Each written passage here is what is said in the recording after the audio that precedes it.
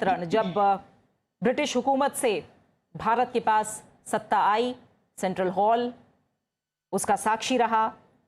इसके बाद 86 ऐसे मौके रहे हैं 1952 के बाद 86 ऐसे मौके रहे हैं जब एक कस्टमरी एड्रेस दोनों हाउसेज, संसद के जो दोनों राज्यसभा और उच्च लोकसभा की जब हम बात करें, दोनों हाउसेज को प्रेसिडेंट ने संबोधित किया है।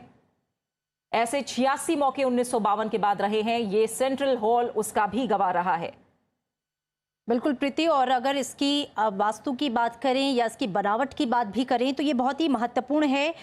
केंद्रीय कक्ष गोलाकार है, इसका गुंबद जिसका व्यास जो है 98 फुट है और विश्व के भव्यतम गुंबदों में से एक माना जाता है। और इसकी ये जो ऐतिहासिकता है, ये भव्यता है, वो इतिहास के पन्नों में है, लेकिन ये कभी धूमिल नहीं होगी क्योंकि ये इसी तरीके से अपने महत्व को समेटे हुए भविष्य में भी अपनी गौरव गाथा का गान करता रहेगा। बिल्कुल अमृता, मैंने 1952 तक मैंने आपको बताया 1952 से 86 ऐसे मौके रहे हैं जब दोनों सदनों को प्रेसिडेंट ने संबोधित किया है यहाँ पर।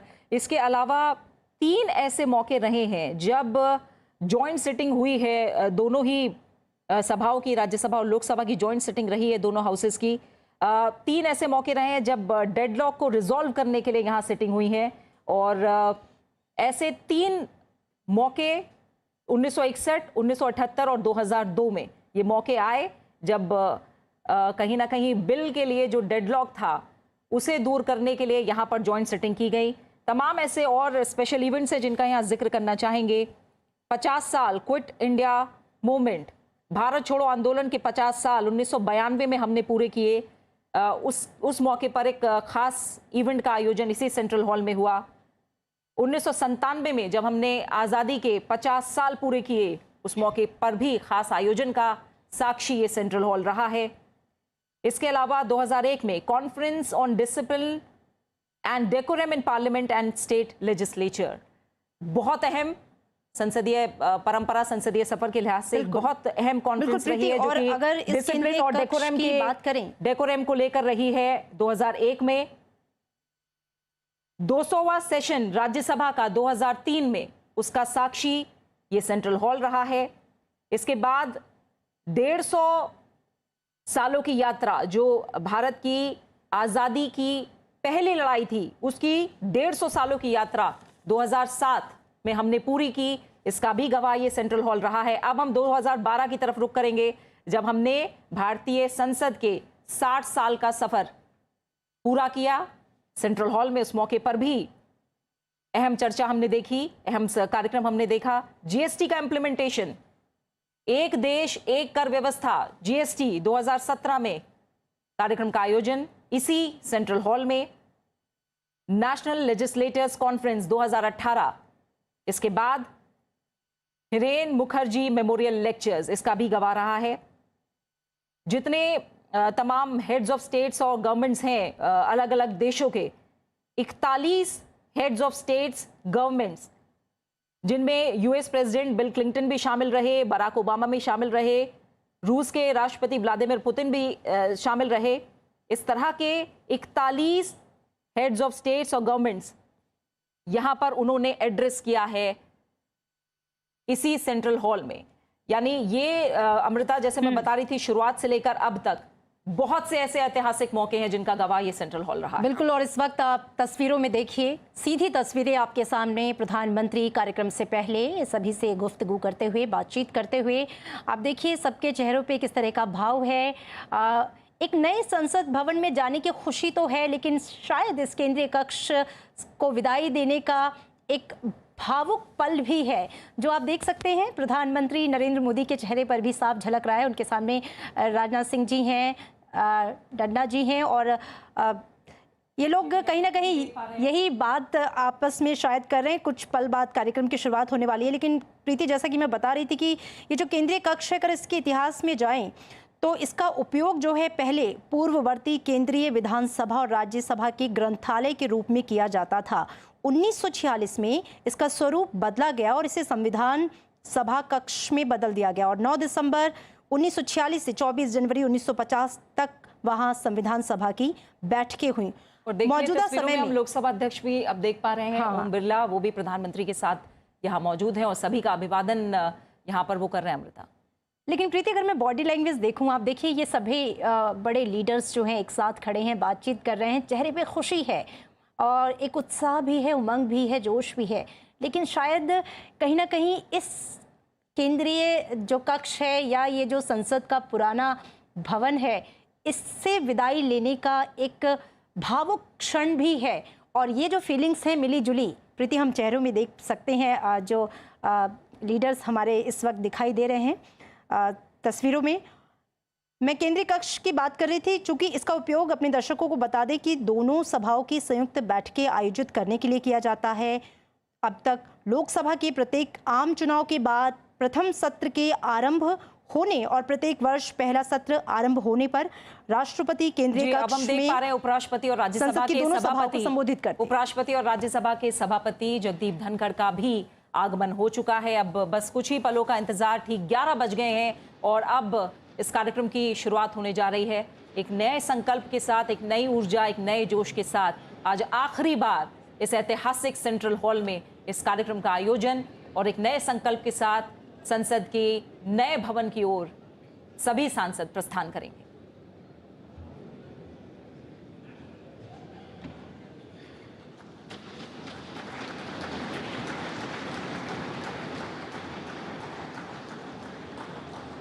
कार्यक्रम का शुभारंभ राष्ट्रगान के साथ।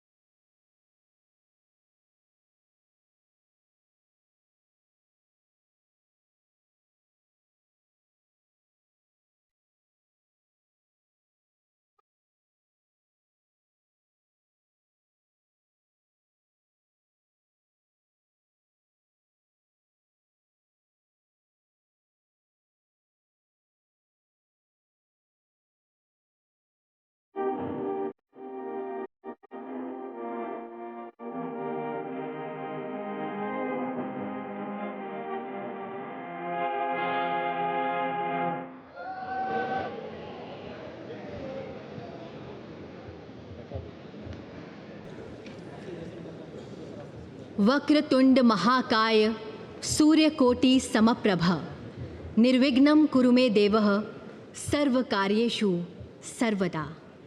आप सभी माननीय विशिष्ट जनों को गणेश चतुर्थी की हार्दिक शुभकामनाएं।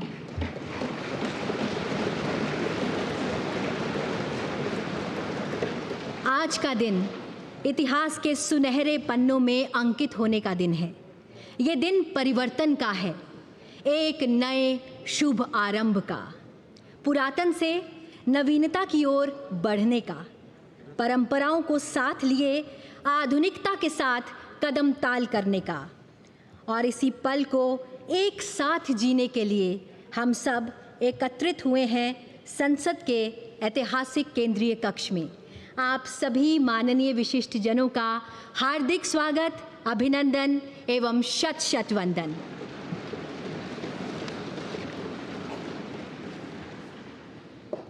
कार्यक्रम को प्रारंभ करने हेतु मेरा सादर अनुरोध माननीय संसदीय कार्य मंत्री जी से कि वे स्वागत संबोधन प्रस्तुत करें।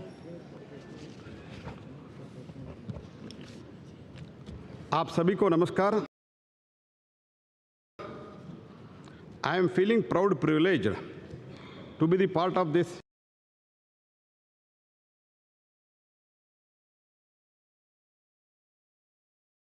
journey and shifting to the new Parliament building.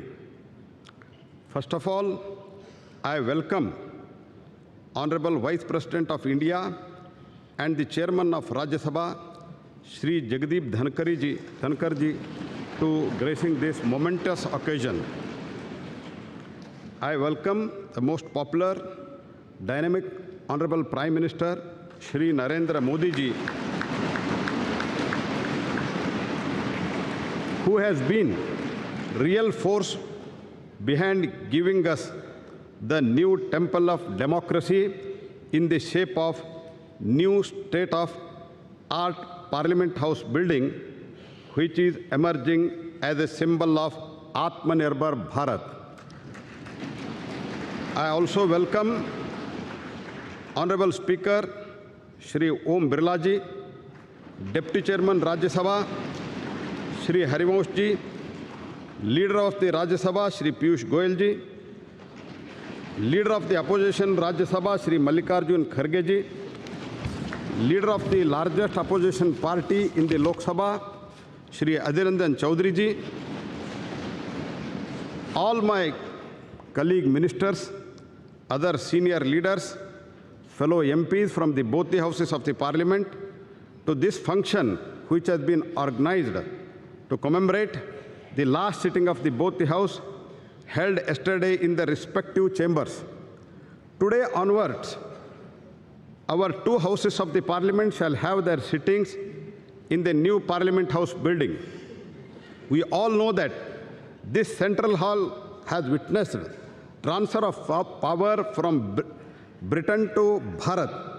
The formation and adoption of our Constitution by the Constituent Assembly has been host to some very important occasions like rollout of GST, one tax, one nation, a finest example of cooperative federalism in our parliamentary democracy. There were 3 joint sittings of both the houses of the Parliament for resolving the deadlocks under the Article 108, that is the Dowry Prohibition Bill 1959, the Banking Service Commission Repeal Bill 1978, Prevention of Terrorism Bill 2002. You all know that Lok Sabha and Rajya Sabha were sitting in this building since 13th May 1952.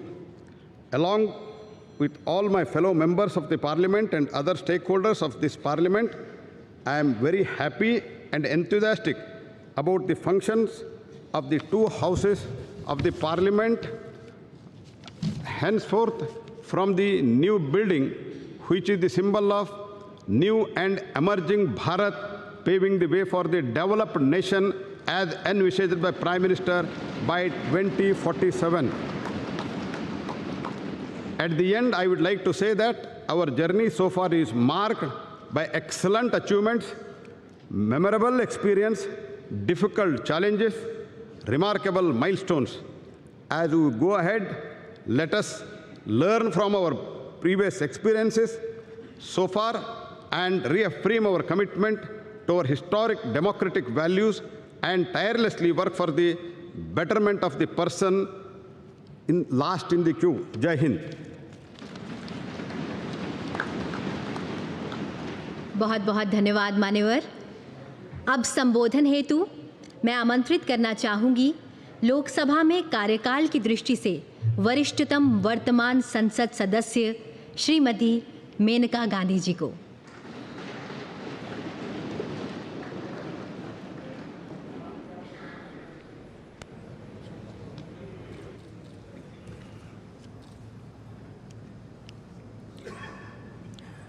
Honorable Vice President, Chairman of the Rajya Sabha, Honorable Speaker, Honorable Prime Minister, Ministers, and esteemed colleagues of this distinguished House. Actually, I'm as surprised to be here as you are to see me. This is a historic day today. I'm proud to be part of this historical moment when a government under the leadership of Prime Minister Shri Narendra Modi ji has undertaken to repair the deep-rooted asymmetry and to give an equal share in India's future to all of us women. I'm grateful for the honor you have given me of speaking about my years in Parliament. We are going to a new building, and hopefully this grand edifice will reflect the aspirations of a new Bharat. Today, I have been entrusted with the responsibility of addressing this esteemed assembly as the most senior parliamentarian in the Lok Sabha. I entered Parliament at the age of 32, 9 years after the death of my husband. My debut was as Minister for Environment. Today, 35 years later, I have spent most of my adult life in this institution, and I have seen 7 prime ministers and the shaping of grand history. It has been an arduous, rocky road. I had several terms as an independent member and finally joined the Bharatiya Janata Party under Shri Atal Bihari Vajpayeeji's leadership in 2004. Since then, I have remained a proud member of the BJP as well as this august house. Being a member of parliament is an immense responsibility, as it entails safeguarding the trust of lakhs of voters who elect us to be their voice. You are given power, but this power must always be used for their good. The job demands unwavering commitment, moral rectitude, and courage. Basically, it demands great love for your country and infinite kindness towards all. Each one of us gets this opportunity to make a difference, provided we sublimate our own ambitions and see ourselves only as vessels or bridges or protectors of all the beings that need us, the last person in India who believes himself forgotten, people who cannot navigate for themselves and appoint us as their helmsmen. I have tried to make the most of every minute to bring about change wherever I am, whether as Environment Minister, when many institutions and laws that safeguard us were passed, as Social Justice Minister setting up Alimco, which now looks after all the disabled in the country, Childline, which was regarded internationally as the best institution for looking after street children, stopping child labor in the carpet industry. You can change things wherever you are. For instance, in the opposition as a BJP member, as chairperson of the often ignored Assurances Committee, we changed the way people were experimented on by pharmaceutical companies. They were not paid or even asked before becoming guinea pigs. This was changed by us. During Atalji's time, we brought in the vital red and green dot on foods, allowing people to know whether they were eating vegetarian, non-vegetarian food. We repaired an institutional deception by food companies. No service, no job is too small that it should not be taken seriously. My happiest moment was being given the responsibility by the Prime Minister, who coined the phrase, Beti Bachao, Beti Padhao.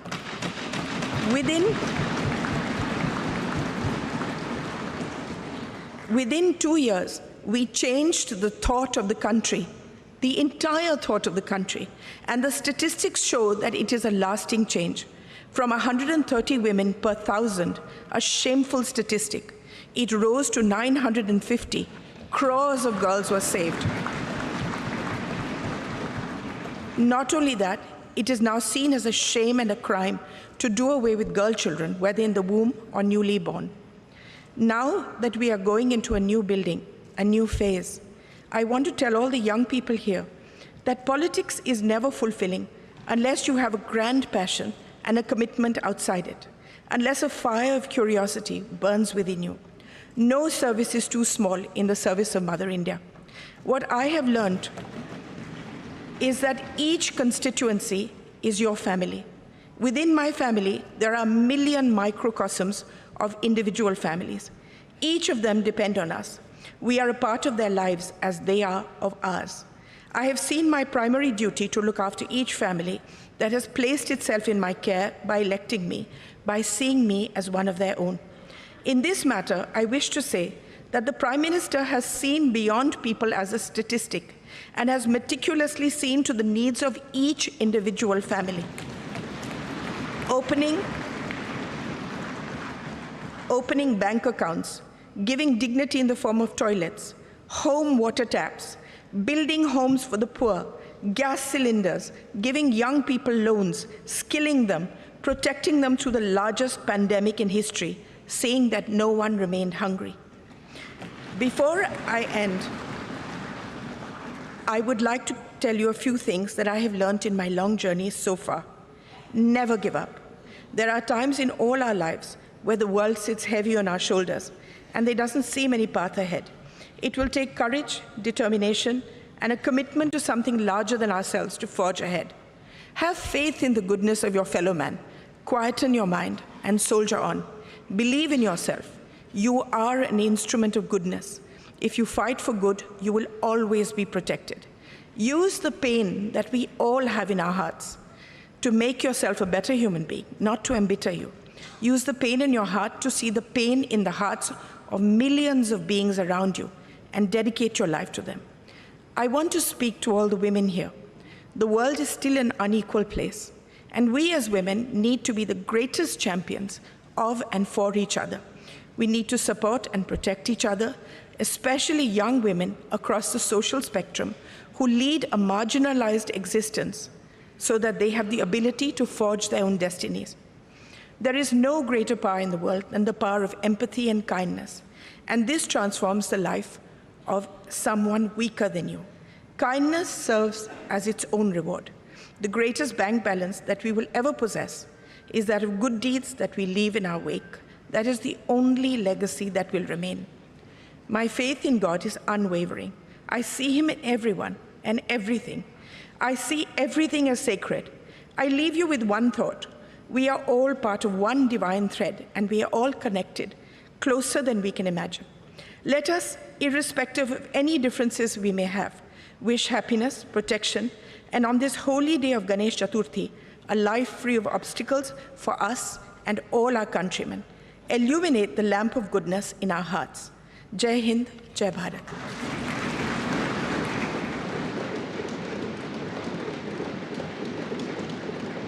बहुत बहुत धन्यवाद ma'am. आपने बिल्कुल सही कहा।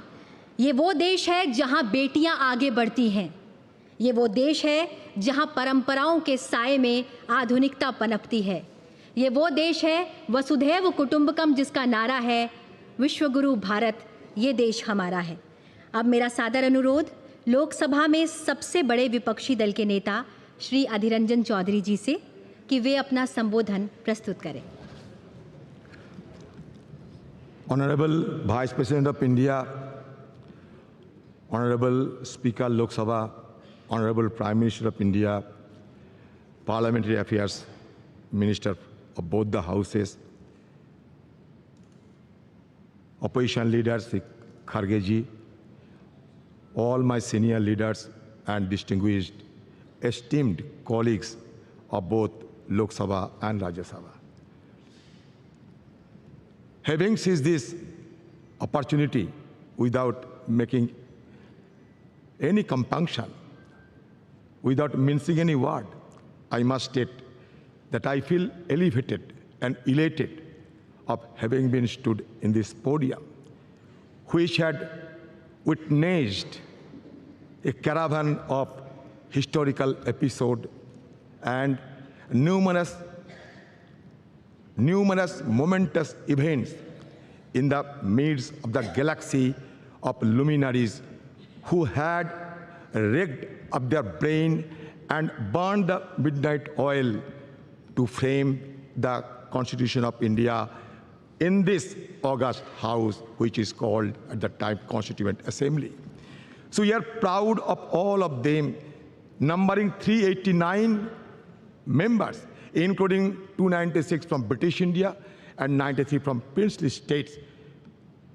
In this house also, in this house, in the year 1947, 22nd January, the objectives resolution, numbering 8, was passed, was adopted, which was proposed by Jawaharlal Nehru ji also, which had inspired the shaping of our Constitution in subsequent stages also. So now, in this august house, all of us are well experienced and known the journey, the odyssey of our Constitution. From colonial past to independent India, we have observed the transition of the destiny of this great country named after India. It is astonishing to note that those 389 members intensively discussed among them for 2 years, 11 months, and 19 days, and produced the largest constitution of the world led by Baba Saheb Ambedkar, the father of Indian Constitution.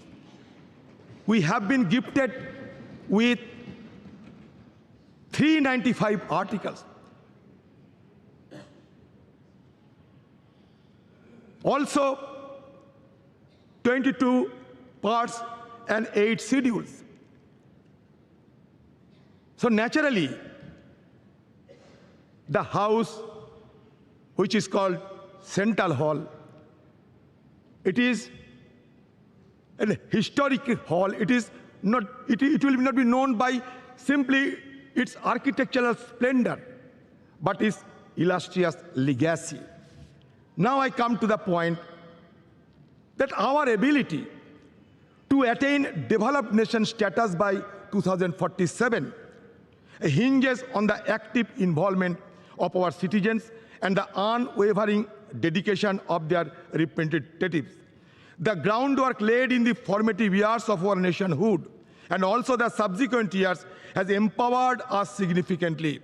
However, we are confronted with intricate challenges that require immediate attention and resolution as we progress towards this objective. I don't have any idea of what is called and how a country to be recognized as developed country by any designation. I do not have any idea of any global consensus is existed or not, because when we see other developed countries, among the various key determinants, one determinant is always followed, that is Human Development Index. And insofar as Human Development Index, India has been lagging behind and we are ranked 131 out of 189 countries. At present, disconcerting reports reveal that the top 10% of India's population controls a staggering 77% of nation's total wealth. In 2017, a staggering 73% of wealth generated has reportedly gravitated towards the wealthiest 1%, while staggering 670 million Indians constituting the poorest half of the population saw their wealth increase by a mere 1%. This stark disparity presents a crucial challenge in ensuring that millions of people living below the poverty line have access to fundamental necessities like food, shelter, and healthcare, a prerequisite for advancing towards developed nation status. While India boasts of a sizable youth population, high unemployment rates pose a significant hurdle to leveraging this demographic advantage. Addressing this challenge is paramount, necessitating a concerted focus on job creation and the encouragement of entrepreneurship. It is essential to enable India's youthful population to contribute substantially to the country's economic growth and development. Despite India being the world's 5th largest economy, our per capita GDP falls far behind that of developed nations. Tackling this economic growth challenge requires pro-growth government policies, maintaining low inflation, reducing interest rates, alleviating unemployment, fostering a skilled workforce, bolstering purchasing power, stimulating demand, and enhancing the healthcare and education sector. India must prioritize the development of a globally competitive, labor-intensive manufacturing sector capable of generating significant employment opportunities. In sum, addressing the pressing issue of high youth unemployment is a pivotal step for India's march toward developed nation status by 2047. I am impatient. I do not want to wait till 2047. Why not before 2047? To realize the vision of becoming developed nation, India must pursue a growth trajectory that is both comprehensive and sustainable. Economic growth must be all-inclusive, benefiting every citizen. An overarching focus on human development encompassing access to healthcare, education, and essential services must be implemented holistically. The challenge of transforming India into a developed nation by 2047 are substantial, encompassing poverty, infrastructure deficit, and environmental sustainability. By implementing a holistic strategy that encompasses infrastructure development, attraction of investment, enhancement of education, promotion of innovation, social welfare, environmental conservation, paying emphasis on manufacturing and integration of technology, India can pave the way for its emergence as a developed nation. It is only with unwavering determination, collective commitment that the country can realize this visionary goal and unlock its potential on the global stage. I will conclude by saying that धरती सिखाते हमने सबको बोझ उठाना, गगन सिखाते हमने ऊपर उठते जाना, सूरज की लाली से सीखा जग आलोकित करना, चंदा की किरणों से सीखा सबको पीड़ा हरना, पर्वत ने सिखाए हमने दृढ़ संकल्प बनाना, नदी सिखाए हमने आगे बढ़ते जाना, सागर की लहरों ने सीखा दुख सुख सहे जाना, और तूफान ये सिखलाते हैं आफत में ना घबराना और आफत से टकराना। हम चाहते हैं कि ये separation of power should be maintained in a judicious manner, and also in presence of all the guiding light of our country. I must suggest that India is not a homogeneous society, rather it is a heterogeneous society. But now the need of the hour is to maintain the harmonious society. With this word, I am concluding my speech. Thank you. Jai Hind, Bande Mataram. धन्यवाद sir. अब मेरा सादर आग्रह है राज्यसभा में सदन के नेता श्री पीयूष गोयल जी से कि वे अपना वक्तव्य प्रस्तुत करें। राज्यसभा के सभापति आदरणीय जगदीप धनखड़ जी, श्रद्धेय प्रधानमंत्री श्री नरेंद्र मोदी जी, लोकसभा अध्यक्ष आदरणीय ओम बिरला जी, उपसभापति श्री हरिवंश जी, श्री मल्लिकार्जुन खड़गे जी, श्री आदिर रंजन चौधरी जी, श्री प्रहलाद जोशी जी, माननीय सांसदगण, नमस्कार। गणेश चतुर्थी के पावन अवसर पर आप सभी को हार्दिक शुभकामनाएं।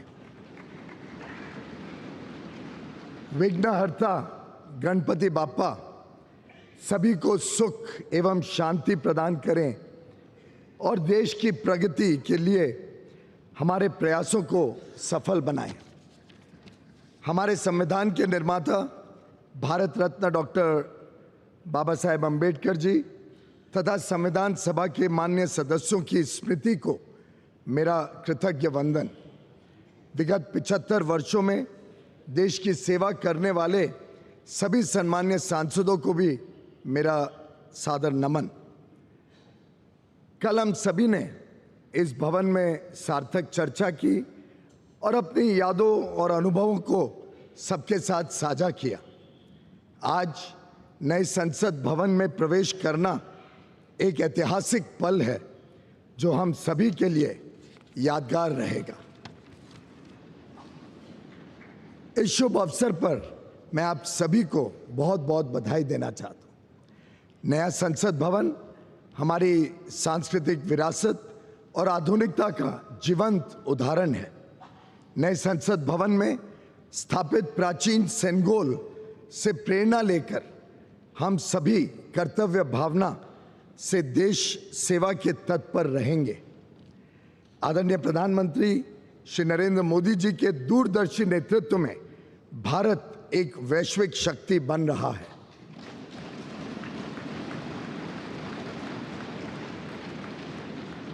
नया संसद भवन अपने विशाल और सुंदर स्वरूप में एक नए विश्वास से भरे आत्मनिर्भर भारत का पहचान बनेगा। पार्लियामेंट हमेशा से एकता का प्रतीक रहा है। यह हमारे संविधान के मूल्यों की सुरक्षा करता है जो विभिन्न भाषाओं, संस्कृतियों और परंपराओं के बावजूद हमें एक राष्ट्र के रूप में बांधने का काम करता है।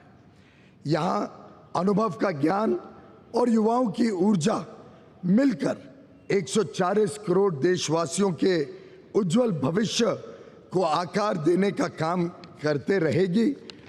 और मैं समझता हूँ आज का दिन एक सकारात्मक सोच के साथ आगे बढ़ने का है। कई सारे विषय रहे, आज़ादी के बाद कई सारे चुनौतियां रहीं, शायद कई सारी चुनौतियां समय पे अगर समाधान कर दिया होता तो और जल्दी 2047 के पहले भी देश विकसित बन जाता।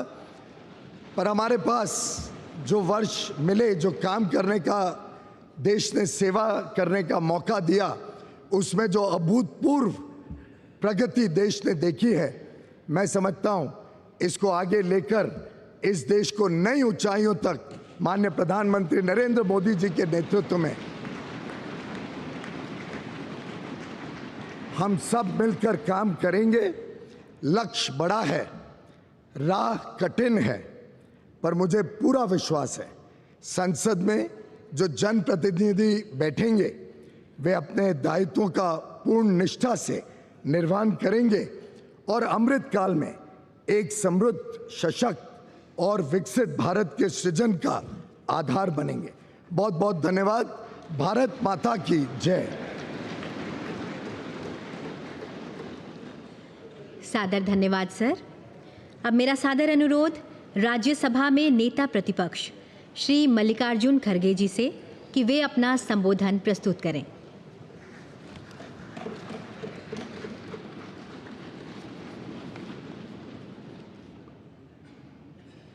Honorable Vice President of India, Honorable Prime Minister, Honorable Speaker Lok Sabha, Honorable Leader of the Rajya Sabha, Honorable Shri Adhir Ranjan Chaudhary ji, Honorable Minister of Parliamentary Affairs, Honorable Members of Parliament, and all the respected leaders. We have all gathered here today to commemorate the rich legacy of the Parliament of India in this historic Central Hall. When we talk about Indian parliamentary heritage, the hallowed precinct of this Parliament House and the Central Hall, where we have gathered today, hold a very special significance. The Constitution of India is the bedrock of Indian democratic polity. It is in this very Central Hall that the Constituent Assembly held its sittings from 1946 to 1949, spanning a period of 2 years, 11 months, and 17 days. Today, we humbly recall the phenomenal contributions made by Dr. Rajendra Prasad, the first President of India, Pandit Jawaharlal Nehru ji, the first Prime Minister, and architect of modern India, Sardar Vallabhbhai Patel, the first Home Minister of India, and Dr. B.R. Ambedkar, architect of Indian Constitution. It is also an occasion to recall with gratitude the contributions of Sri G.V. Malvankar, Dr. Sarvapalli Radhakrishnan, and also acknowledge the collective contribution by members of the Constituent Assembly, Provisional Parliament, and First and all subsequent Lok Sabha. This Central Hall was witness to Pandit Nehru's tryst with destiny speech on the eve of India's independence. And yesterday, the Prime Minister also mentioned this in his speech. I'm thankful to you because you remembered this historic speech on this yesterday's occasion. Sir, the India's independence during his speech, the Pandit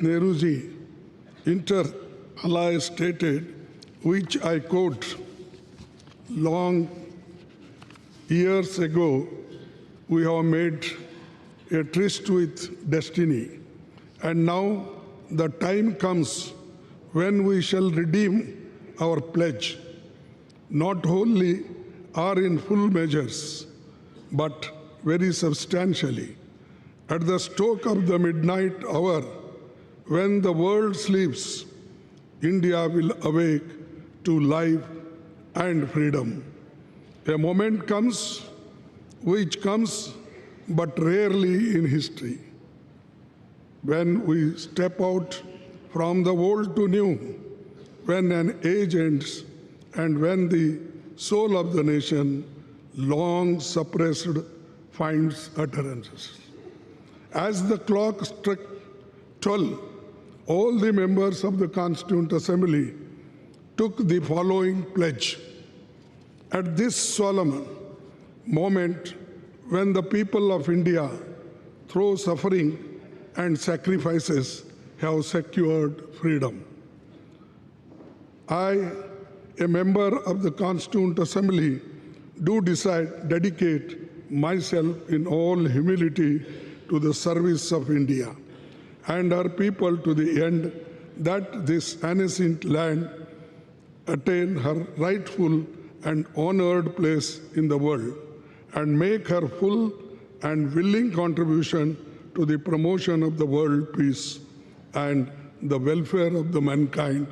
These words spoken on the day of this historic speech of Pandit Jawaharlal Nehru ji.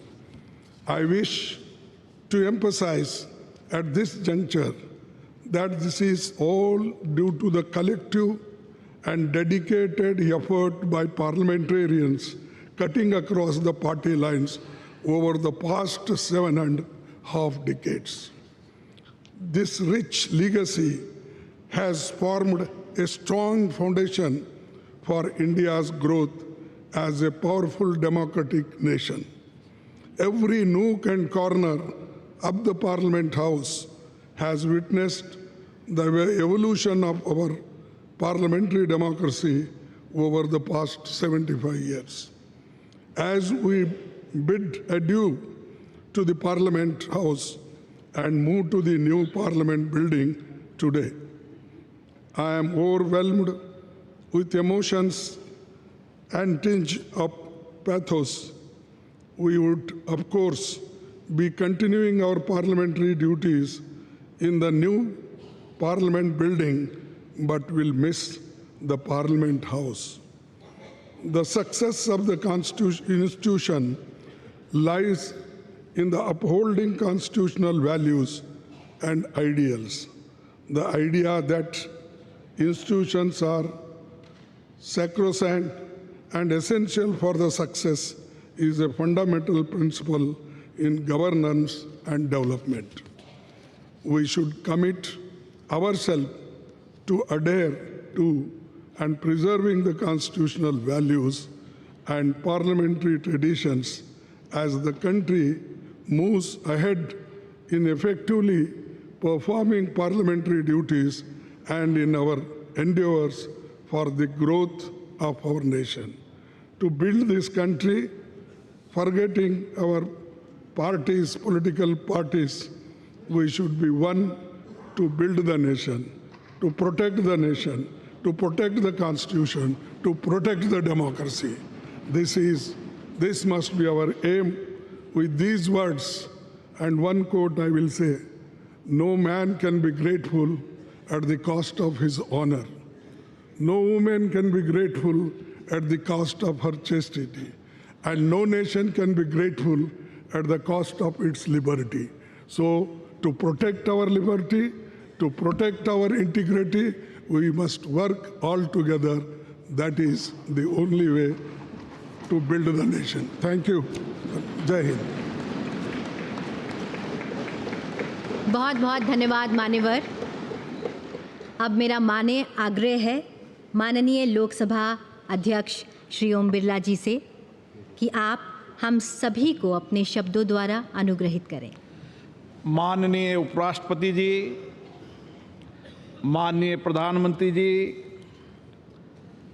Rajya Sabha में सदन के नेता, संसदीय कार्य मंत्री जी, प्रतिपक्ष के नेता, लोकसभा में सबसे बड़े दल के नेता, सभी माननीय मंत्रीगण, सभी माननीय संसद सदस्यगण, आज संसद भवन के इस ऐतिहासिक कक्ष में जो हमारी देश की आज़ादी का साक्षी रहा, जो संविधान निर्माण का साक्षी रहा, जिसमें अनेक परिवर्तन एवं ऐतिहासिक निर्णय हुए, इसी केंद्रीय कक्ष में माननीय राष्ट्रपति जी का उद्बोधन भी हमें मिला।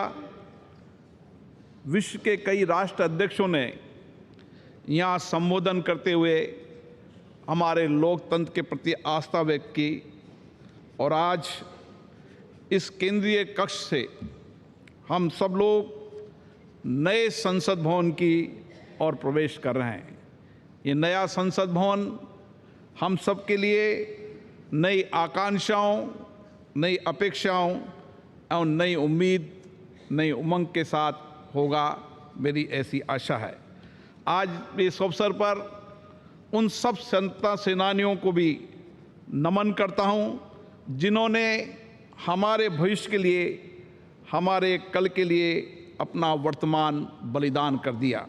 मैं आज उन महान नेताओं को भी नमन करता हूं जिन्होंने इस केंद्रीय कक्ष में दुनिया का सबसे बड़ा संविधान निर्माण में अपना अमूल्य योगदान दिया, जिन्होंने देश में आर्थिक सामाजिक परिवर्तन लाने में अपना दायित्व निभाया।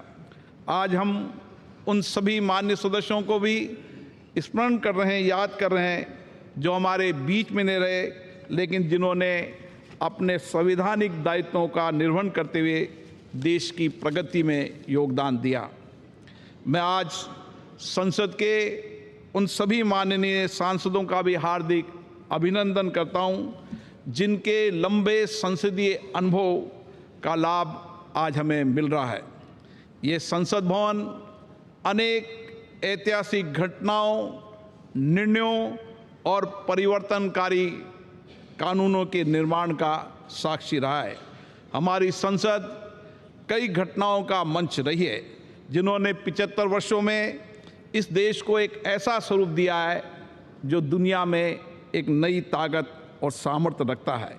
हमारी संसद देश की करोड़ों जनता की अभिव्यक्ति एवं भावनाओं का माध्यम रही है, जहां हमें लोकतांत्रिक संस्कृति के अनुरूप चर्चा और संवाद से अनेक चुनौतियों का समाधान निकाला है और कई श्रेष्ठतम प्रतिमान स्थापित की हैं। इन 75 वर्ष की संसदीय लोकतंत्र की गौरवशाली यात्रा में हमने देश में कई क्रांतिकारी बदलाव भी किए। आज जनता नए भारत के लिए आकांक्षी है। आज लोगों को हमसे अपेक्षाएं बढ़ी है, आकांक्षाएं बढ़ी हैं, उम्मीद बढ़ी है। ऐसे में हमारी जिम्मेदारी और बढ़ जाती है कि हम अपने संवैधानिक दायित्वों का शुद्ध अंतर्करण से निर्वहन करें और उनकी अपेक्षाओं, आकांक्षाओं और उम्मीदों को पूरा करें और आकांक्षी भारत के सपनों को साकार करें। मान्यवर, हम सबका सौभाग्य है कि हम ऐसे कालखंड के जनप्रतिनिधि हैं जिस समय भारत हर क्षेत्र में तेजी से आगे बढ़ रहा है। हमारी लोकतांत्रिक संस्कृति और हमारा श्रेष्ठ नेतृत्व के कारण हम पूरे विश्व को एक परिवार के रूप में लेकर वैश्विक चुनौतियों का समाधान के लिए भारत एक सार्थक भूमिका निभा रहा है। आज हम नए भवन में प्रवेश कर रहे हैं। नए भवन में प्रवेश करते समय विकसित भारत बनाने की हमारी प्रतिबद्धता को हम दोहराने का अवसर भी है। हमारा संकल्प है कि हम इसी संसदीय लोकतंत्र से सामूहिक चर्चा, संवाद, सहमति, असहमति और कठिन परिश्रम से सारे देश की जनभागीदारी के साथ इन आकांक्षाओं को पूरा करेंगे। विश्व के सबसे बड़े संसदीय लोकतंत्र होने के नाते हमारी जिम्मेदारी और बढ़ जाती है। इसलिए आवश्यक है कि हमारी संसद हर एक मुद्दे पर चर्चा करे, सार्थक सकारात्मक दिशा दे, कानून बनाते समय सारगर्भित चर्चा हो, सकारात्मक के साथ चर्चा हो, ताकि हम देश को और अधिक समर्थ बना सकें। और इसमें हमारी संसद की उल्लेखनीय भूमिका होनी चाहिए। आज़ादी के इस अमृत काल में हम 2047 तक विकसित भारत के निर्माण के लक्ष्य को लेकर चल रहे हैं। विकसित भारत बनाने का ये लक्ष्य हमारी संसद के माध्यम से साकार होगा। हम ऐसे संकल्प की प्रतिबद्धता के साथ नए भवन में प्रवेश करेंगे, जहां हमारी भागीदारी भी होगी, जनता की अपेक्षाएं भी पूरी होगी और नए आकांक्षी भारत और 2047 में विकसित भारत के सपने को भी पूरा पकाएंगे। आज गणेश चतुर्थी के शुभ दिन, ऐसे शुभ दिन पर अच्छी परंपराएं, अच्छी परिपाटियां, अच्छी प्रथाएं, अच्छे अनुभव हम साथ लेकर जाएं और नए संसद भवन में उनको स्थापित करें, ताकि विश्व के लिए भारत का लोकतंत्र मार्गदर्शक बन सके। नया भवन हमारे देश की आकांक्षी जनता के लिए परिणामदायक हो, परिवर्तनकारी हो, ताकि हमारे संविधान निर्माताओं ने समानता, न्याय और बंधुता का जो संदेश दिया है उसे हम पूरा कर सके। हम अपनी संसद को देश की जनता की सेवा में सच्चे भाव से समर्पित करें। इसी अपेक्षा के साथ मैं पुनः इस भवन को उन सब लोगों को जिनका इस लोकतंत्र को स्थापित करने में, लोकतंत्र की मर्यादा प्रतिष्ठा बढ़ाने में योगदान रहा, उन सबको भी नमन करता हूं। धन्यवाद। बहुत बहुत धन्यवाद मान्यवर। अब मेरा विनम्र अनुरोध माननीय प्रधानमंत्री श्री नरेंद्र मोदी जी से कि आप विशिष्ट जनों की सभा को संबोधित करें एवं हम सभी का मार्गदर्शन करें।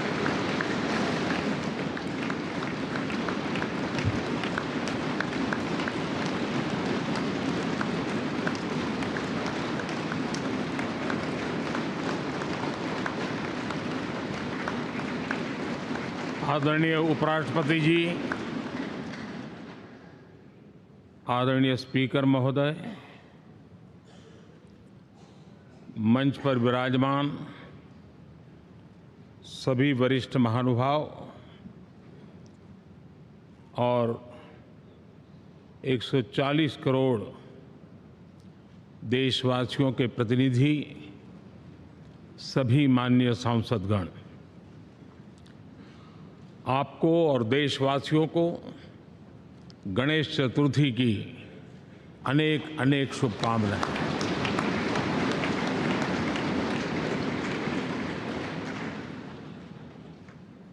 आज नए संसद भवन में हम सब मिलकर के नए भविष्य का श्री गणेश करने जा रहे हैं।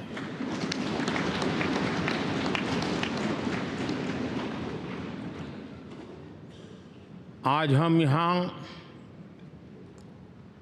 विकसित भारत का संकल्प दोहराना, फिर एक बार संकल्पबद्ध होना और उसको परिपूर्ण करने के लिए जी जान से जुटने के इरादे से नए भवन की तरफ प्रस्थान कर रहे हैं।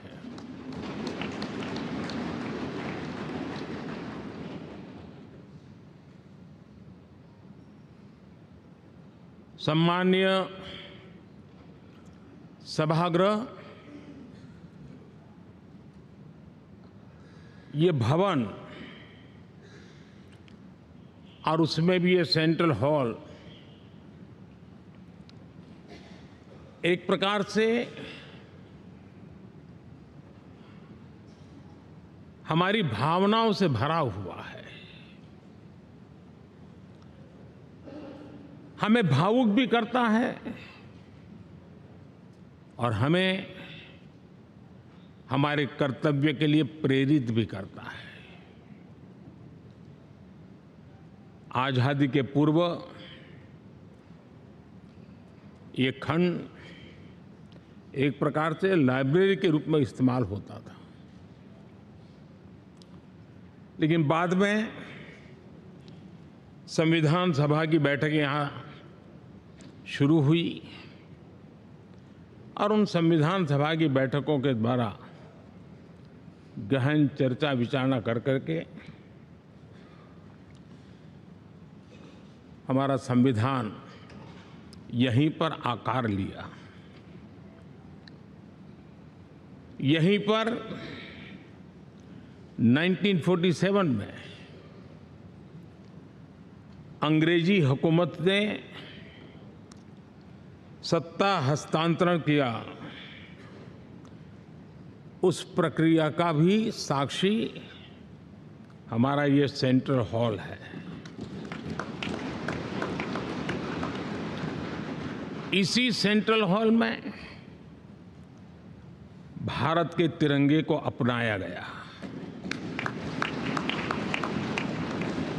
हमारे राष्ट्रगान को अपनाया गया और ऐतिहासिक अवसरों पर आजादी के बाद भी सभी सरकारों के दरमियान अनेक अवसर आए जब दोनों सदनों ने मिलकर के यहाँ पर भारत के भाग्य को गढ़ने के पर विचार किया, सहमति बनाई और निर्णय भी किए। 1952 के बाद दुनिया के करीब 41 राष्ट्राध्यक्षों ने इस सेंट्रल हॉल में हमारे सभी माननीय सांसदों को संबोधित किया है।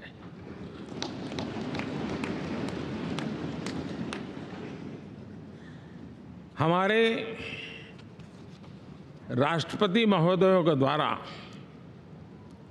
86 बार यहां संबोधन किया गया है।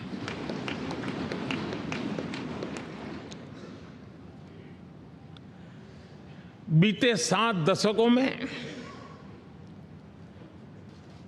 जो भी साथी इन जिम्मेवारियों से गुजरे हैं, जिम्मेवारियों को संभाली है, अनेक कानूनों, अनेक संशोधन और अनेक सुधारों का हिस्सा रहे हैं।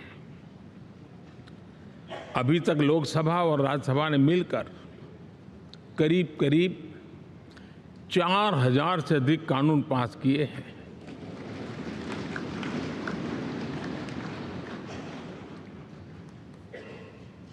और कभी जरूरत पड़ी तो ज्वाइंट सेशन के माध्यम से भी कानून पारित करने की दिशा में रणनीति बनानी पड़ी और उसके तहत भी दहेज रोकथाम कानून हो, बैंकिंग सर्विस कमीशन बिल हो, आतंक से लड़ने के लिए कानून हो, ये संयुक्त सत्र में पास किए गए हैं, इसी गृह में पास किए गए। इसी संसद में मुस्लिम बहन बेटियों को न्याय की जो प्रतीक्षा थी, शाहबानो केस के कारण कुछ गाड़ी उल्टी पार्टी पर चढ़ गई थी, इसी सदन ने हमारी उस गलतियों को ठीक किया और 3 तलाक विरुद्ध कानून हम सब ने मिलकर के पारित किया। संसद ने बीते वर्षों में ट्रांसजेंडर को न्याय देने वाले कानूनों का भी निर्माण किया। इसके माध्यम से हम ट्रांसजेंडर के प्रति सद्भाव और सम्मान के भाव के साथ उनको नौकरी, शिक्षा, स्वास्थ्य, बाकी जो सुविधाएं हैं एक गरिमा के साथ प्राप्त कर सके, इसकी दिशा में हम आगे बढ़े।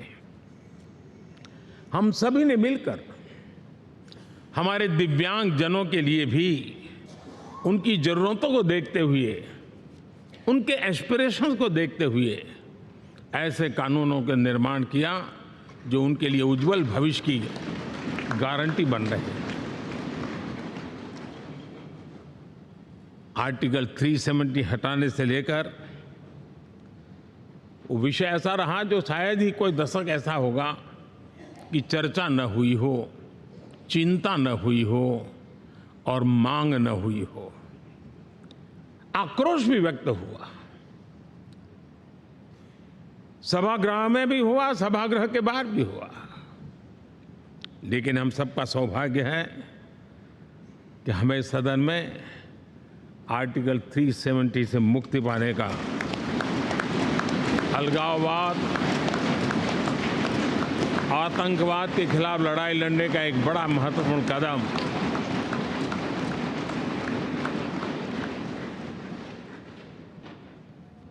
और इस महत्वपूर्ण काम में माननीय सांसदों की, संसद की बहुत बड़ी भूमिका है। जम्मू कश्मीर में इसी सदन में निर्मित हुआ संविधान हमारे पूर्वजों ने दिया हुआ वो महामूल्य दस्तावेज जम्मू कश्मीर में लागू करते हैं तो इस मिट्टी को प्रणाम करने का मन करता है। आज जम्मू और कश्मीर शांति और विकास के रास्ते पर चलने के लिए प्रतिबद्ध हुआ है और नए उमंग, नए उत्साह, नए संकल्प के साथ जम्मू कश्मीर के लोग आगे बढ़ने का कोई मौका अब छोड़ना नहीं चाहते हैं। ये दिखाता है कि संसद के सदस्यों ने मिलकर के संसद के भवन में कितने महत्वपूर्ण काम किए हैं। माननीय सांसदगण, लाल किले से मैंने कहा था यही समय है, सही समय है।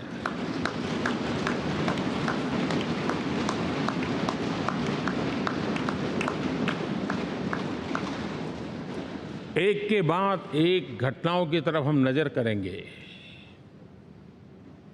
हर घटना इस बात का गवाह दे रही है कि आज भारत एक नई चेतना के साथ पुनर्जागृत हो चुका है।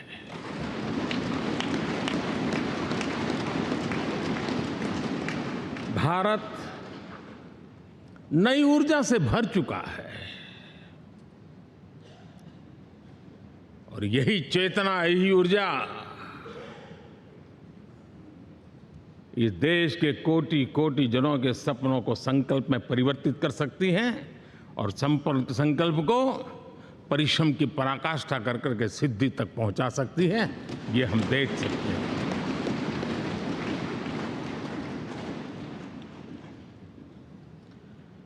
और मेरा विश्वास है देश जिस दिशा में चल पड़ा है, इच्छित परिणाम अवश्य प्राप्त होंगे।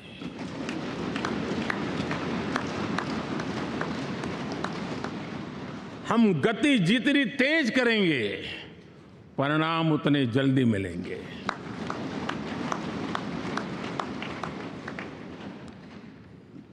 आज भारत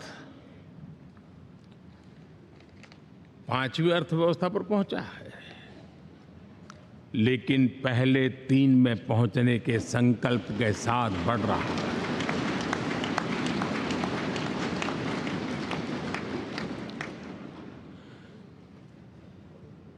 और मैं जिस स्थान पर बैठा हूं, जो जानकारियां प्राप्त होती है उसके आधार पर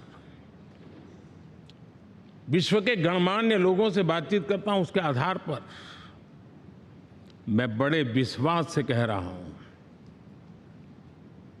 हम में से कुछ लोगों की निराशा हो सकती है, लेकिन दुनिया आश्वस्त है कि भारत टॉप 3 में पहुंच के रहेगा।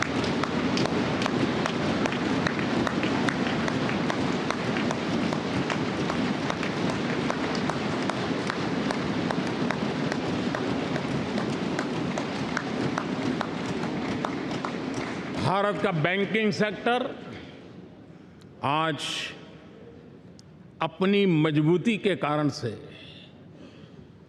फिर एक बार दुनिया में सकारात्मक चर्चा का केंद्र बना हुआ है।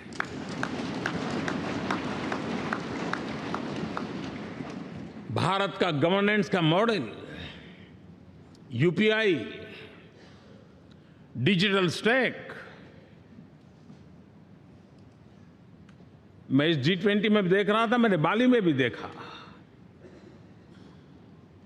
टेक्नोलॉजी की दुनिया को लेकर के भारत का नौजवान जिस प्रकार से आगे बढ़ रहा है, पूरे विश्व के लिए कौतुक भी है, आकर्षण भी है और स्वीकृति भी है।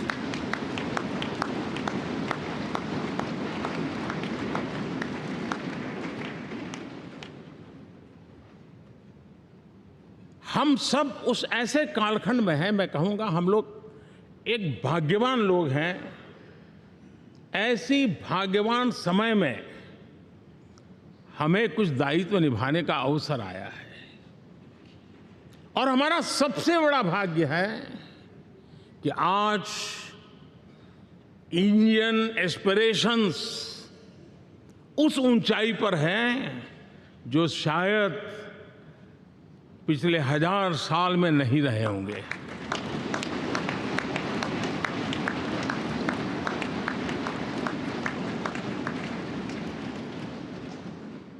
गुलामी के जंजीरों ने उसके एस्पिरेशंस को दबोच के रखा था।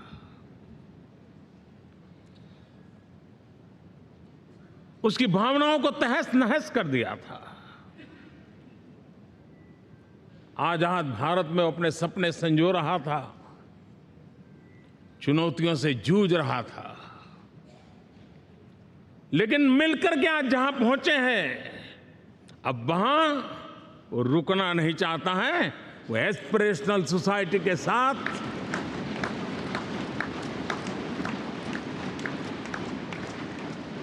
नए लक्ष्य गढ़ना चाहता है।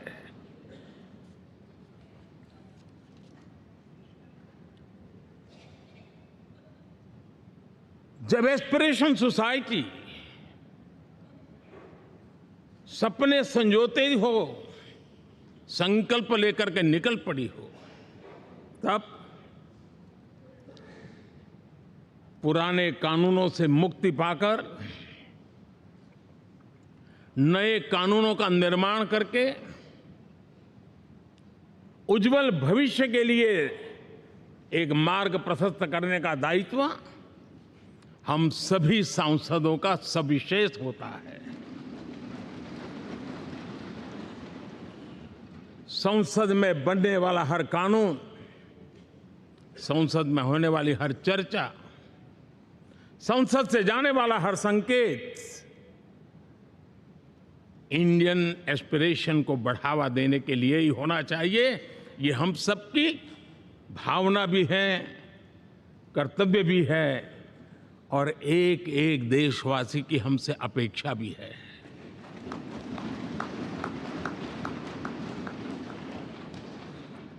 हम जो भी रिफॉर्म करें, उसके मूल में इंडियन एस्पिरेशन सबसे सर्वोच्च पद पर होना चाहिए, प्राथमिकता पर होना चाहिए।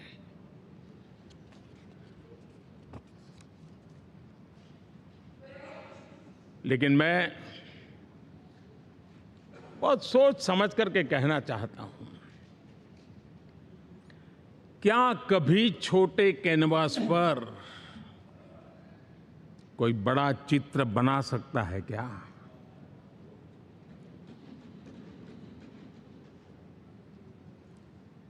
जैसे छोटे कैनवास पर बड़ा चित्र नहीं बन सकता, वैसे हम भी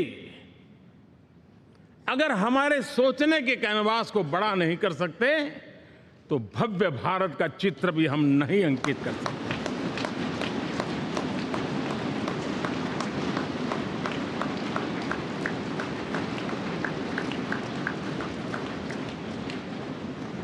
पचहत्तर साल का हमारे पास अनुभव है। हमारे पूर्वजों ने जो कुछ भी रास्ते बनाए उससे हमने सीखा है। हमारे पास एक बहुत बड़ी विरासत है। इस विरासत के साथ अगर हमारे सपने, हमारे संकल्प जुड़ जाए, हमारा सोचने का दायरा बदल जाए, हमारा कैनवास बड़ा हो जाए, तो हम भी उस भव्य भारत के चित्र को अंकित कर सकते हैं, उस तस्वीर का खाका खींच सकते हैं, उसमें रंग भरने का काम हम भी कर सकते हैं और आने वाली पीढ़ी को वो भव्य दिव्य मां भारती के हम उनको सुपुर्द कर सकते हैं। दोस्तों, अमृतकाल के 25 वर्षों में भारत को अब बड़े कैनवास पर काम करना ही होगा। अब हमारे लिए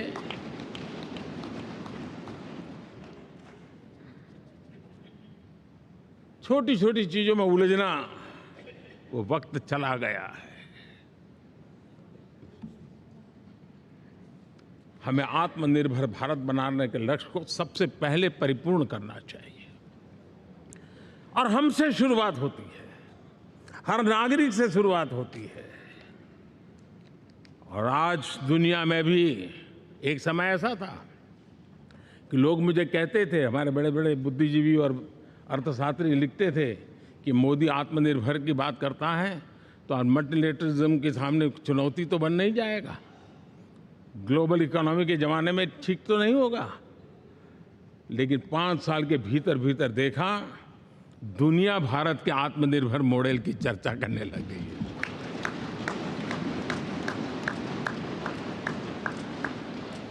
और कौन हिंदुस्तानी नहीं चाहेगा कि डिफेंस सेक्टर में आत्मनिर्भर हो, एनर्जी सेक्टर में हम आत्मनिर्भर हो, एडिबल ऑयल, क्या इस देश को आत्मनिर्भर नहीं होना चाहिए? कृषि प्रधान देश हम कहते हैं, खाने का तेल क्या अब देश बाहर से लाएगा?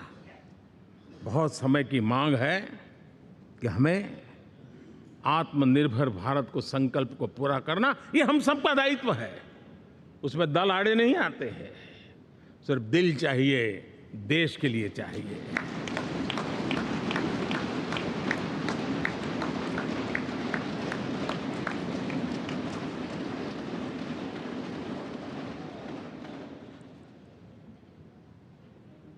हमें अब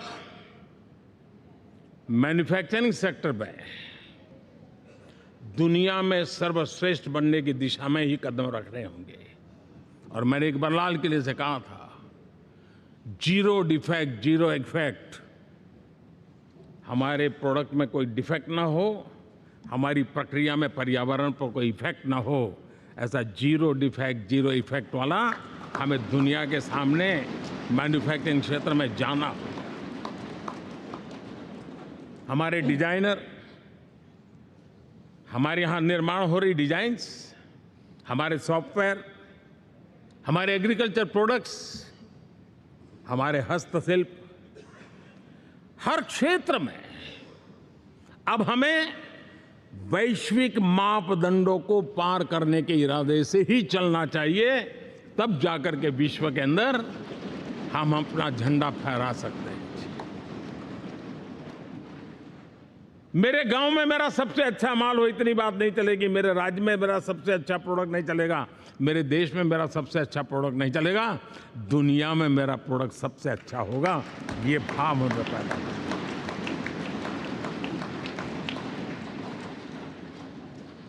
हमारी यूनिवर्सिटीज दुनिया के अंदर टॉप रैंकिंग में आए, अब इसमें हमें पीछे नहीं रहना है।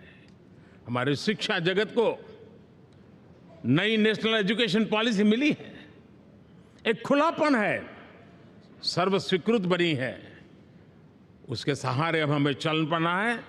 और दुनिया के टॉप मोस्ट यूनिवर्सिटीज में अभी जब G20 में विश्व के मेहमान आए तो मैंने नालंदा की एक तस्वीर रखी थी वहाँ, और जब मैं दुनिया को कहता था 1500 साल पहले मेरे देश में दुनिया की उत्तम से उत्तम यूनिवर्सिटी हुआ करती थी, तो उन सुनते ही रह जाते थे। लेकिन हमें उसे प्रेरणा लेनी है, पर प्राप्त तो अभी करके रहना है। ये हमारा संकल्प होना चाहिए। आज हमारे देश का नौजवान खेल जगत के अंदर दुनिया में हमारी पहचान बना रहा है। टियर 2, टियर 3 सिटी से, गांव, गरीब परिवारों से, गांव से देश के नौजवान, देश की बेटे बेटियां आज खेलकूद के जगत जीवन में हमारा नाम रोशन कर रही है। लेकिन देश चाहता है और देश का संकल्प होना चाहिए कि अब खेलकूद के हर पोडियम पे हमारा तिरंगा भी लहराता होगा।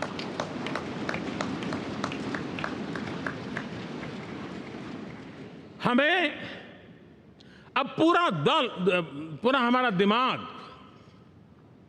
क्वालिटी पर फोकस करना ही होगा, ताकि हम विश्व की आशा अपेक्षाओं के अनुकूल और भारत के सामान्य मानव के जीवन में भी क्वालिटी ऑफ लाइफ के प्रति जो एस्पिरेशन बढ़ा है, उसको हम एड्रेस कर पाए। और जैसे मैंने कहा कि हम भाग्यवान हैं कि हम उस समय काम कर रहे हैं जब समाज अपने आप एक एस्पिरेशनल सोसाइटी है।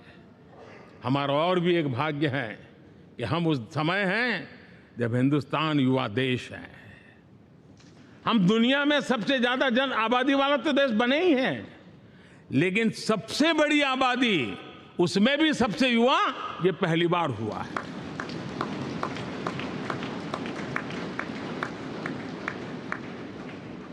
जिस देश के पास ये युवा शक्ति हो, युवा सामर्थ्य हो, तब हमें उसकी टैलेंट पे भरोसा है, हमें उसकी संकल्प शक्ति पे भरोसा है, उसकी साहस में हमें भरोसा है।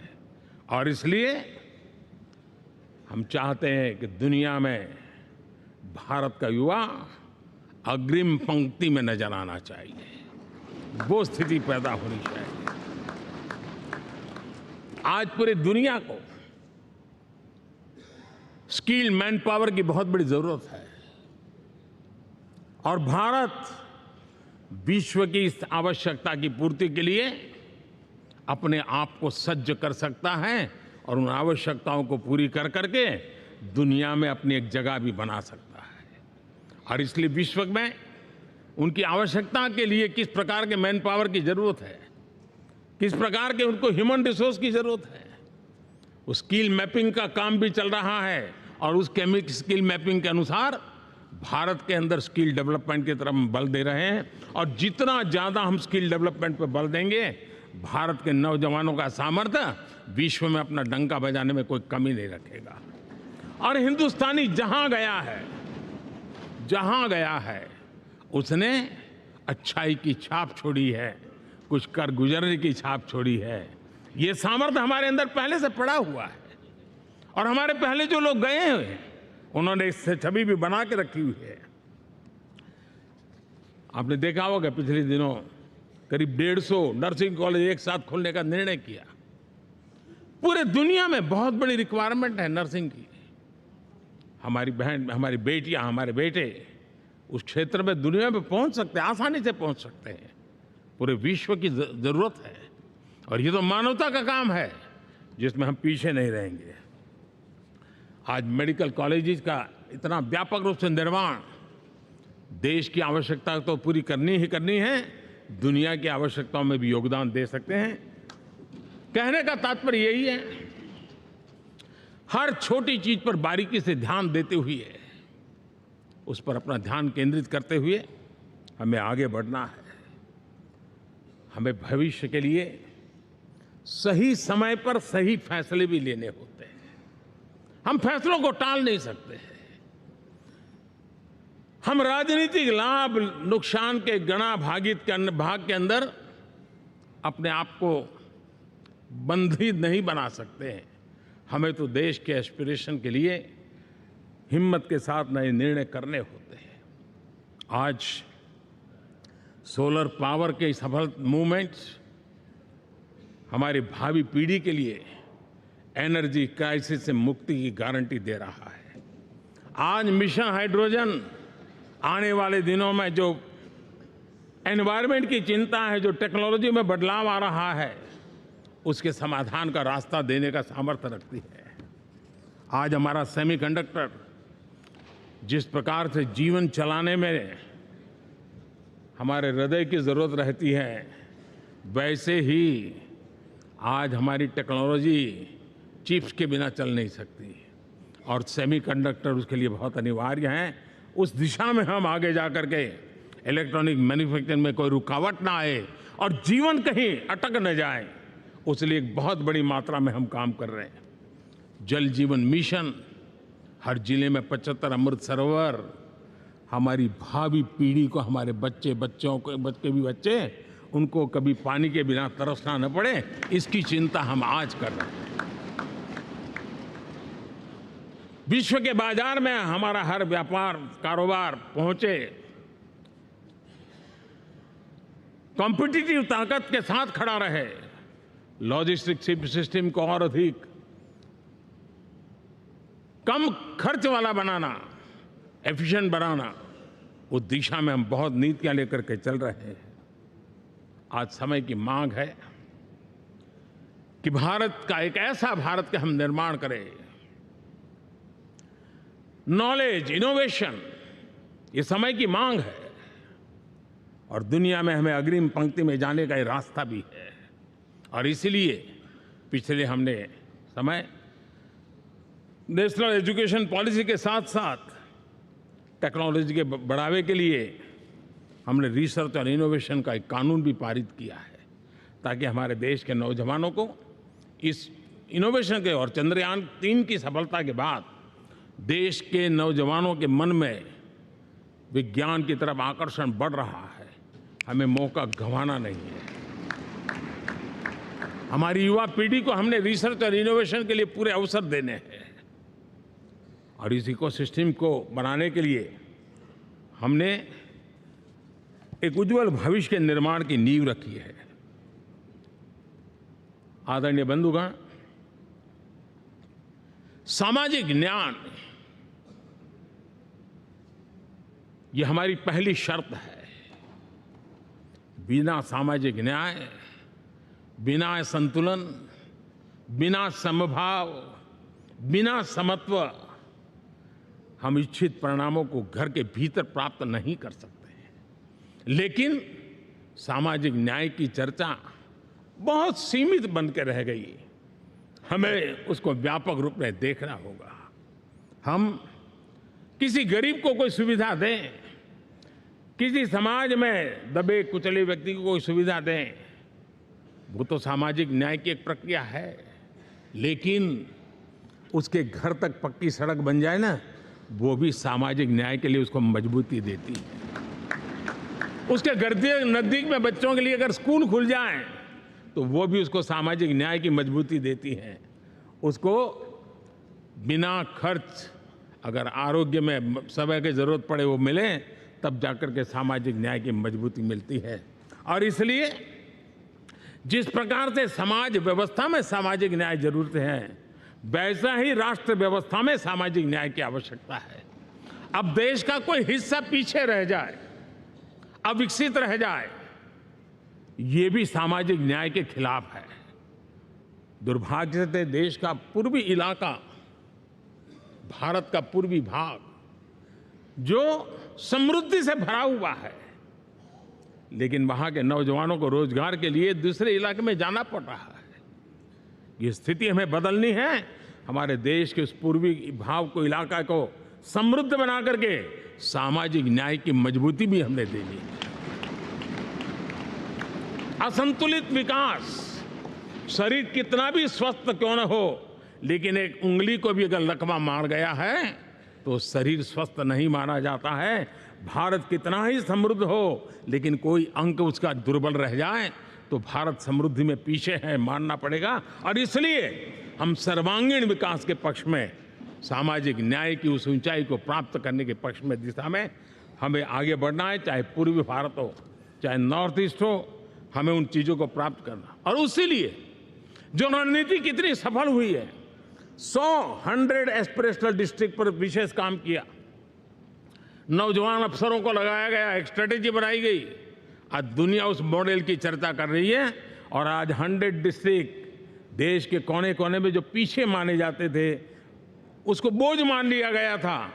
आज स्थिति ये बनी है कि 100 डिस्ट्रिक्ट अपने अपने राज्य में लीड कर रहे हैं, राज्य की एवरेज से भी ऊपर जा रहे हैं। और इस सफलता को देख करके, सामाजिक न्याय की इस भावना को मजबूत करते हुए 100 डिस्ट्रिक्ट में से आगे बढ़ करके अब जमीनी स्तर पर ले जाने के लिए 500 ब्लॉक तक उनको एस्पिरेशनल डिस्ट्रिक्ट ब्लॉक के नाते आइडेंटिफाई करके उसको मजबूती करने देने का काम चल रहा है। और मुझे विश्वास है ये एस्पिरेशनल ब्लॉक्स हैं, वो एक विकास का नया मॉडल बनने वाले हैं। वो एक प्रकार से देश के विकास के एक नए ऊर्जा केंद्र बनने की संभावना रखते हैं और उस दिशा में भी हम आगे बढ़ रहे हैं। माननीय सांसदगण, आज विश्व की नजर भारत पर है। शीत युद्ध के समय हमारी पहचान कूटनिरपेक्ष देश के रूप में रही।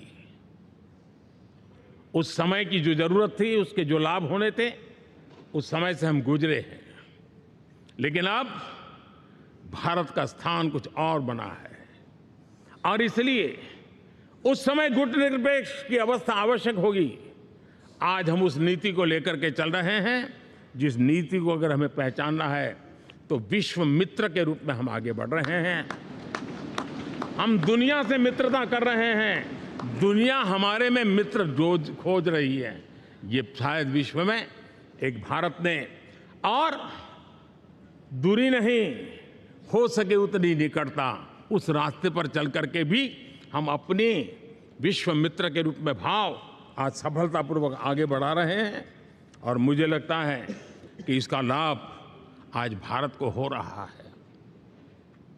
भारत आज दुनिया के लिए एक स्टेबल सप्लाई चेन के रूप में उभर रहा है और आज विश्व की ये जरूरत है और उस आवश्यकता की पूर्ति करने का काम G20 में भारत ग्लोबल साउथ के आवाज बनकर के उभरा है।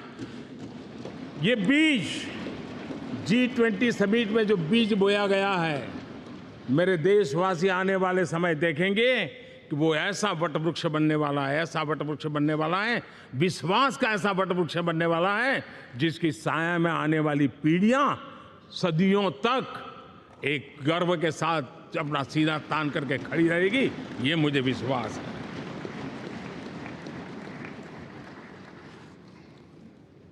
इस G20 में एक बहुत बड़ा काम हमने किया है, बायोफ्यूल अलायंस का।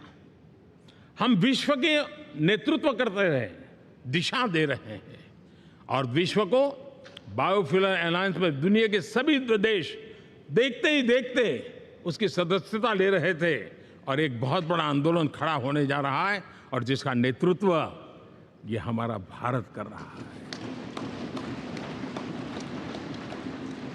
छोटे छोटे महाद्वीप, उनके साथ भी आर्थिक कॉरिडोर बनाने की दिशा में हमने बड़ी मजबूती के साथ कदम उठाए हैं।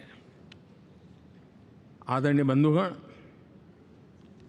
आदरणीय उपराष्ट्रपति जी, आदरणीय स्पीकर महोदय, आज हम यहाँ से विदाई लेकर के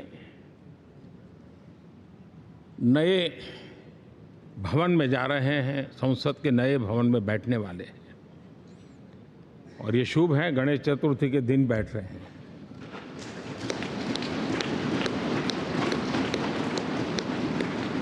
लेकिन मैं एक आप दोनों महानुभावों को एक प्रार्थना कर रहा हूं, एक विचार आपके सामने रख रहा हूं। मैं आशा करता हूं कि आप दोनों मिलकर के उस विचार पर जहां भी जरूरत पड़े मंथन करके कुछ निर्णय अवश्य कीजिए। और मेरी प्रार्थना है, मेरा सुझाव है कि अब हम जब नए सदन में जा रहे हैं तब इसकी गरिमा कभी भी कम नहीं होनी चाहिए।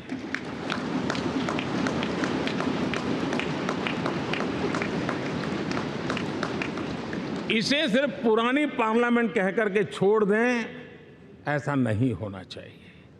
और इसलिए मेरी प्रार्थना है कि भविष्य में अगर आप सहमति दे दोनों महानुभाव, तो इसको संविधान सदन के रूप में जाना जाए।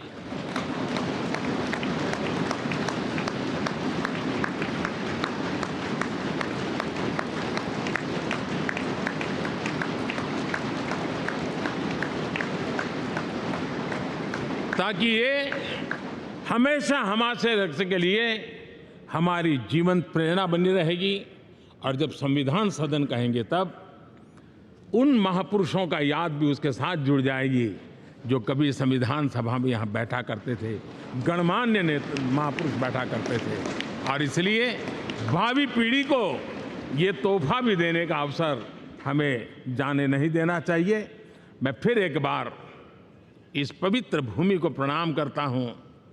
यहाँ पर जो तपस्या हुई है, जन कल्याण के लिए संकल्प हुए हैं, इसको परिपूर्ण करने के लिए 7 दशक से भी अधिक समय से जो पुरुषार्थ हुआ है, उन सबको प्रणाम करते हुए मैं मेरी वाणी को विराम देता हूं और नए सदन के लिए आप सबको शुभकामनाएं देता हूं। बहुत बहुत धन्यवाद।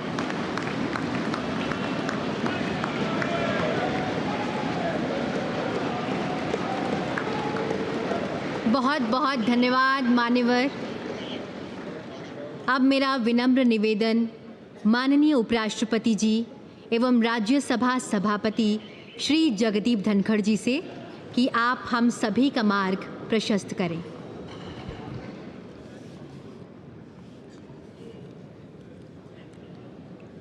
Honourable prime minister of Bharat Shri Narendra Modi ji, honourable speaker Lok Sabha Shri Om Birla ji, Shri Prahlad Joshi ji, union minister of parliamentary affairs, Shri Piyush Goyal ji, leader of house Rajya Sabha, honourable ministers, Shri Adhir Ranjan Chowdhury, leader of opposition in Lok Sabha, Shri Mallikarjun खड़गे ji, leader of opposition Rajya Sabha, honourable deputy chairman Rajya Sabha and honourable members of parliament. Ganesh Chaturthi की सभी को हार्दिक शुभकामनाएं।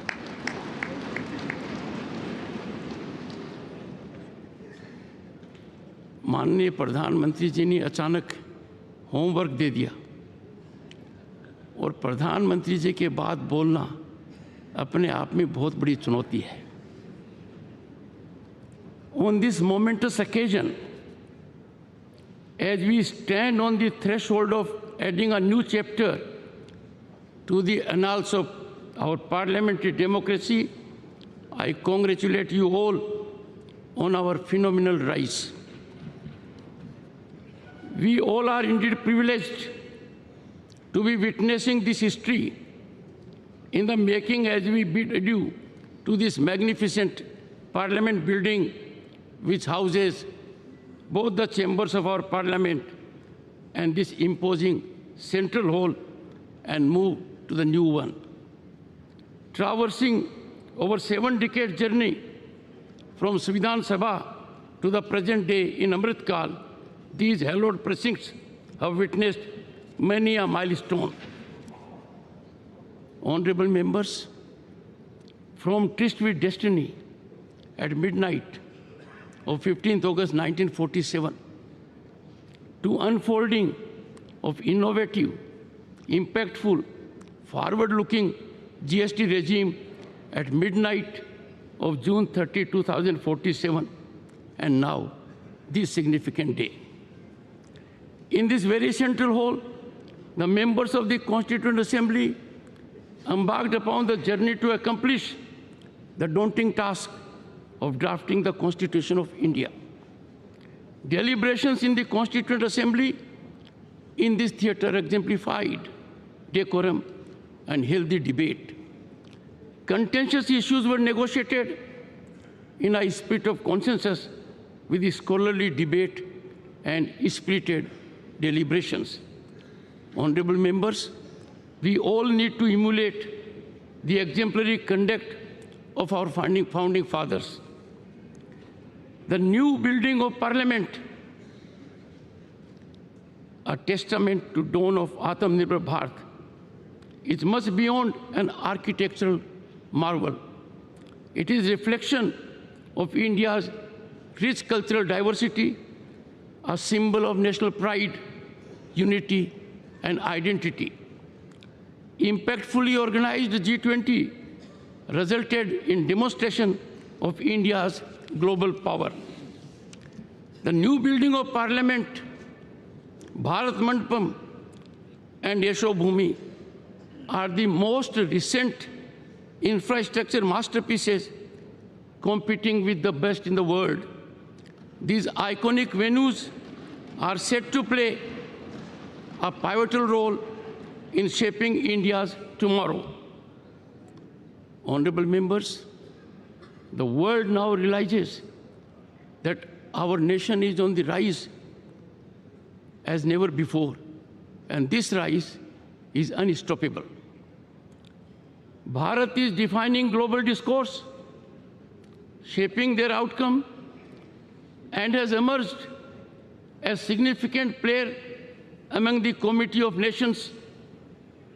Bharat is dominating as an agenda setter for global peace, climate transition, and economic development on par with other leading players.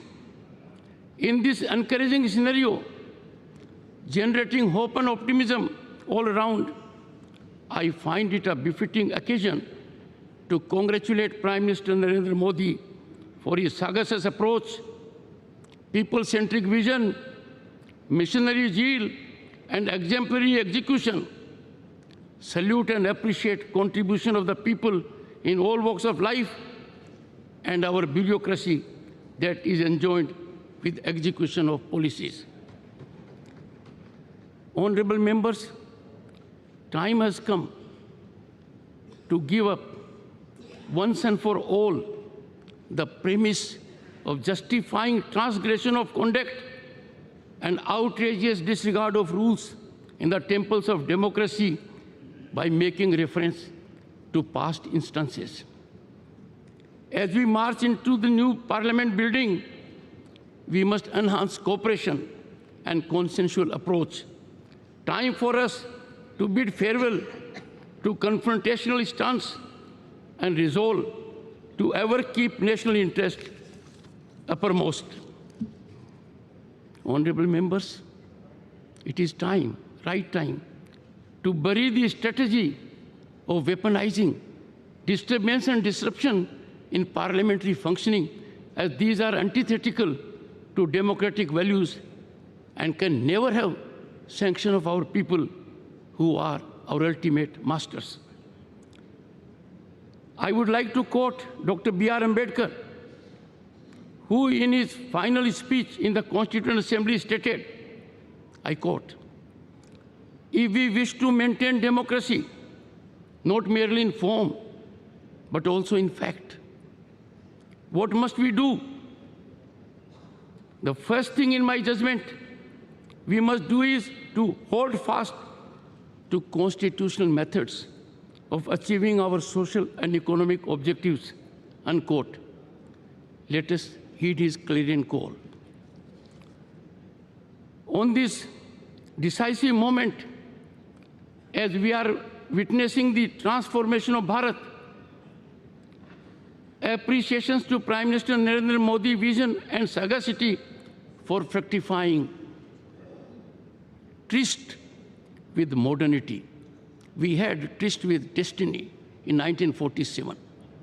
We are lucky and fortunate by efforts of the Prime Minister that we are having today tryst with modernity for over 1 billion hearts. His role in this monumental task of shaping the destiny of 1/6 of humanity would forever be etched in history. Honorable members, this historic walk to the new building of Parliament in Amrit Kal be the march to Bharat at 2047 as developed nation. Let us in togetherness make the new chambers of the Parliament the sanctorum of our temple of democracy. Jai Hind.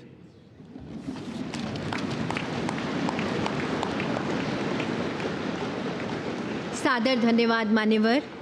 कार्यक्रम के समापन से पूर्व आप सभी से अनुरोध कि राष्ट्रगीत के सम्मान में अपने स्थान पर खड़े हो जाएं।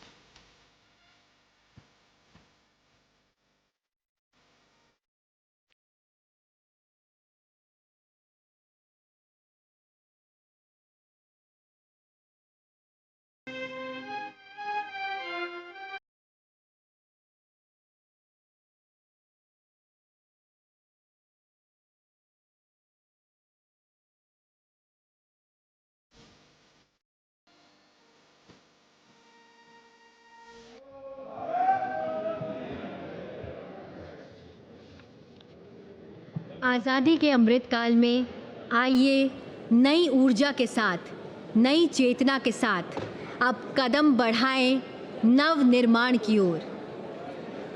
गणपति गजानन का आशीर्वाद ले प्रस्थान करें संसद के नए भवन की ओर, जो भव्य है, विशाल है, आत्मनिर्भर भारत का प्रतिबिंब है, नए भारत का जीवंत स्वरूप है, जहां नूतन है और पुरातन भी, जहां कारीगरी है और तकनीक भी।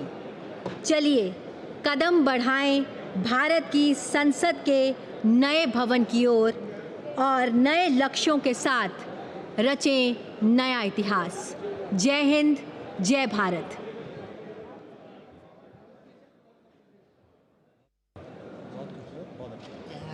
Send a hello to me on WhatsApp. I don't have a number.